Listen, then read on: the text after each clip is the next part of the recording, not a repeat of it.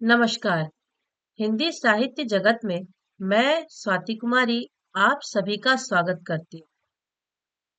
आप सभी को मैं अपने इस YouTube चैनल के माध्यम से हिंदी साहित्य और व्याकरण के बहुत ही महत्वपूर्ण टॉपिक से अवगत करवाऊंगी, जो कि आपके परीक्षा के दृष्टिकोण से भी बहुत ही महत्वपूर्ण होगा। इसलिए आप सभी से ये रिक्वेस्ट है कि आप लोग मेरे इस वीडियो को अंत तक जरूर देखिए। आपको आपके सफलता के लिए यह बहुत ही महत्वपूर्ण लाभदायक साबित होगा। चलिए आज हम अपना टॉपिक शुरू करते हैं। तो आज का हमारा टॉपिक है संगम या योजक। संगम या योजक, इसके बारे में हम लोग पढ़ेंगे। संगम अर्थात जहां पर दो मिल रहे हैं, इसी को योजक भी कहते हैं। इसके बारे में हम लोग जानेंगे। हिंदी व्याकरण में इसका बहुत ही महत्वपूर्ण योगदान होता है। इसे हम लोग समझते हैं क्या चीज है ये। संगम, संगम को दूसरे शब्दों में योजक कहते हैं। योजक आप लोग जानते हैं, एक इस तरह का चिन्ह होता है, डैश, इसे योजक चिन्ह कहते हैं। संगम को दूसरे शब्दों में योजक कहते हैं। ध्वनियों या शब्दों के उच्चारण को स्पष्ट करने के लिए उनके बीच में थोड़ा अंतराल रखा जाता है। थोड़ा अंतराल रखा जाता है अर्थात थोड़ा रुका जाता है। इसी अंतराल को संगम या योजक कहते हैं। समझ में आया? बताइए बताइए, समझ में आया? नहीं, समझ में नहीं आया। अब इसी चीज को हम लोग कुछ उदाहरण के माध्यम से अच्छी तरीके से समझेंगे। और मेरा आप लोगों से वादा है, उदाहरण के साथ जब हम लोग समझेंगे तो ये आप लोगों का पूरी तरह से क्लियर हो जाएगा। और मैं ये भी आप लोगों को बताती हूँ कि ये जो टॉपिक है ये बहुत ही महत्वपूर्ण है, बल्कि व्याकरण में इसका बहुत ही अहम रोल होता है। कई सारे एग्जाम में इससे क्वेश्चन भी आते हैं। जैसे इसमें कहा गया कि कोई भी शब्द है, शब्द को जब हम लोग बोलते हैं तो कई बार क्या होता है, एक ही शब्द है, उसी शब्द को कई बार जब बोला जाता है तो उस शब्द के बीच में थोड़ा अंतराल रखा जाता है, उस शब्द के ही बीच में थोड़े सा रुका जाता है। उस रुकने के कारण उसका एक नया अर्थ बन जाता है। उसी अंतराल को संगम या योजक कहते हैं।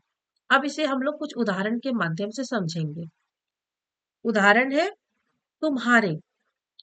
तुम्हारे जब हम लोग बोलते हैं तो यहाँ पर तुम्हारे बोलते समय हम लोग म के उच्चारण के तुरंत बाद ह का उच्चारण करते हैं। देखिए, तुम्हारे, कोई अंतराल नहीं, तो मतलब सामने वाले को हम लोग कह रहे हैं तुम्हारे बारे में।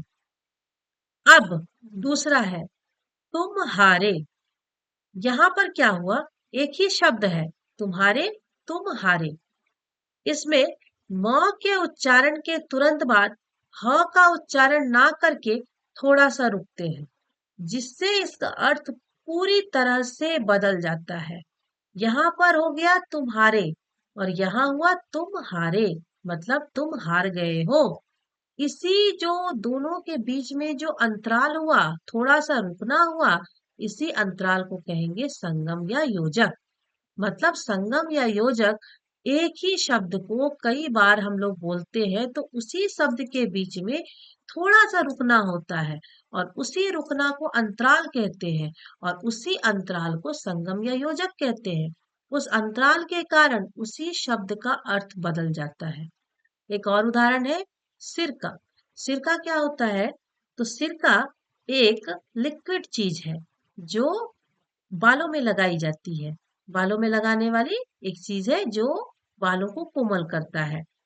इसी शब्द को हम अंतराल करके यदि बोले तो हो जाता है सिर का। मतलब सिर मतलब हेड, और दूसरा है सिर का। सिर मतलब हेड, का मतलब सिर का, जैसे कोई कहते हैं सिर का दर्द। दोनों ही शब्द एक ही है, लेकिन दोनों के बीच में एक अंतराल आने से दोनों के अर्थ भिन्न भिन्न है। अब यहाँ एक और है, देखिए, कम बल। कम मतलब थोड़ा, बल मतलब ताकत, उसके अंदर कम बल है, कम ताकत है। अब दोनों को हम जोड़कर बोलेंगे, कोई अंतराल नहीं रखेंगे।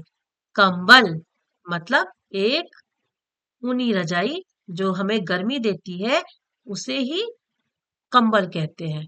तो ये हो गया कंबल, ये हुआ कंबल। तो आप देख रहे हैं कि एक ही शब्द में अगर बीच में अंतराल रखा जाए तो किस तरह से उसके अर्थ बदलते हैं।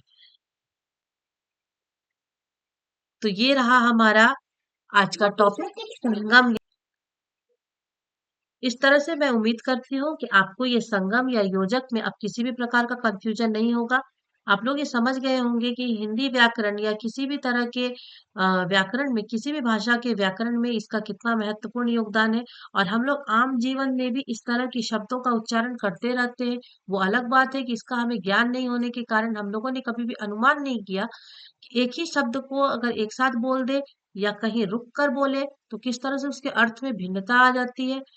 आज के इस क्लास के बाद आप लोगों को पूरा, मुझे पूरा विश्वास है कि आप लोगों को ये संगम और योजक को समझने में कहीं से भी अंतर नहीं आया होगा, कहीं से भी समस्या नहीं आई होगी।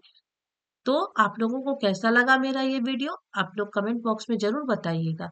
इसके साथ ही मेरा ये आप लोगों से रिक्वेस्ट है कि यदि मेरी पढ़ाई हुई टॉपिक आप लोगों को पूरी तरह से समझ में आ रहा है और आप लोग और भी इसके ऊपर वीडियो देखना चाहते हैं, तो उसके लिए मेरे चैनल को लाइक करें, सब्सक्राइब करें एंड कमेंट बॉक्स में अपना रिप्लाई जरूर दें, ताकि मुझे मोटिवेशन मिले। मैं आप लोगों के डिमांड के अकॉर्डिंग अलग अलग विषय पर, अलग अलग टॉपिक पर वीडियो बनाती रहूंगी। Thank you so much.